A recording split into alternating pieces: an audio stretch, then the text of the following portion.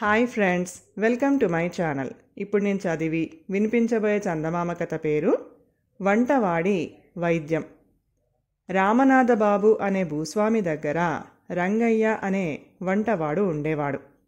రంగయ్య వంట పనుల్లో అందవేసిన చెయ్యి. అతడు అద్భుతమైన రుచులతో రామనాథ బాబుకు వంట చేసి పెట్టేవాడు.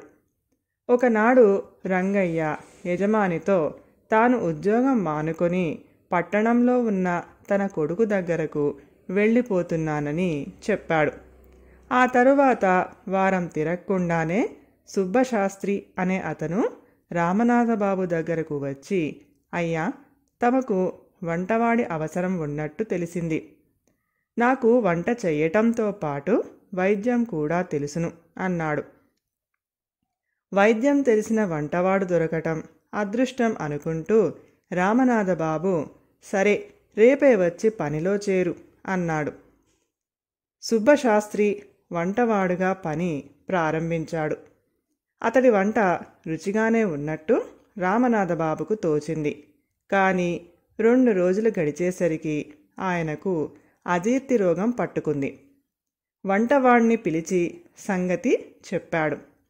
సుబ్బశాస్త్రి 3 మందు పొట్లాలు యజమాని చేతిలో పెట్టి భోజనానంతరం ఒక్కొక్క పొట్లం మందు వాడమని చెప్పి, అయ్యా, నేను తమ వద్ద వంటవాడుగా మాత్రమే కుదిరాను.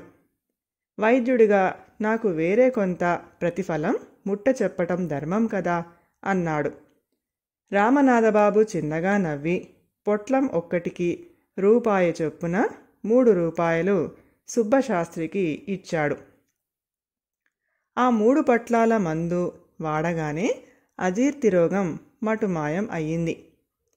ఇది జరిగిన వారం రోజుల తర్వాత రామనాథబాబుకు విపరీతమైన తలనొప్పితో పాటు ఒళ్ళు తిరగటం ప్రారంభం అయ్యింది.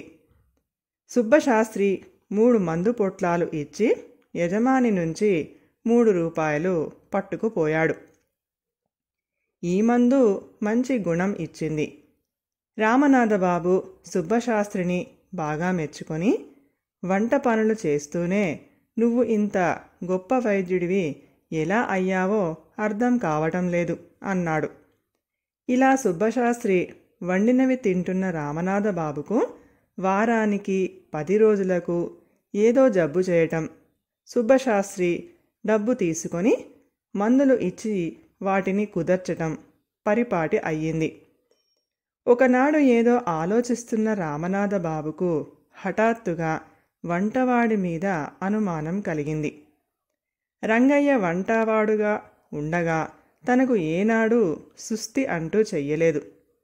సుబ్బశాస్త్రి వంటవాడుగా వచ్చాకే ఈ అజీర్తులు, తలనొప్పులు ప్రారంభం అయ్యాయి. ఆ మరునాడు రామనాథబాబు సుబ్బశాస్త్రిని పనిలో నుంచి తీసివేశాడు. ఈ సంగతి తెలిసిన 3 వంటవాళ్ళు ఉద్యోగం కోసం ఆయన దగ్గరకు వచ్చారు. రామనాథబాబు ఆ 3 వంట చేయటంతో పాటు మీకు ఏమైనా వైద్యం కూడా తెలుసునా అని అడిగాడు. వాళ్లల్లో 2 మాత్రం తమకు కొద్దిపాటి వైద్యం చేతన అవుతుంది అన్నారు. 3వవాడు తనకు వైద్యం తెలియదు అన్నాడు. రామనాథబాబు వైద్యం తెలియదు అన్నవాడికి వంటవాడి ఉద్యోగం ఇచ్చాడు. వాడి వంట ఆయనకు నచ్చింది. అన్నిటికన్నా ముఖ్యం, ఈ వంటవాడు వచ్చాక ఆయనకు ఎలాంటి జబ్బు చెయ్యలేదు. సుబ్బశాస్త్రి వంటను వ్యాపారంగా, వైద్యాన్ని వృత్తిగా చేసుకున్నాడు.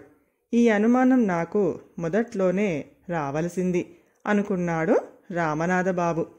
కథ సమాప్తం. ఈ కథ కనుక మీకు నచ్చినట్లయితే ప్లీజ్ లైక్ చేయండి, షేర్ చేయండి.